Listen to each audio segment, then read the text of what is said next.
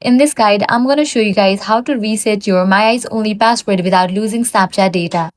Let's get started. First, launch your Snapchat, navigate to your profile page, click on the settings icon. Now scroll all the way down and click on the option Help Center. You will be directed to this page. Now scroll down and navigate to the option Contact Us.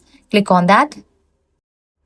Now you're going to find different topics over here. Select the option I need help with a Snapchat feature. Then click on this drop down for I forgot my eyes only passcode. Under that, you're gonna find two options. I forgot my eyes only passcode, how do I reset it? And I lost snaps I had saved to my eyes only after I reset my passcode. Click on this option. I lost snaps I have saved to my eyes only after I reset my passcode.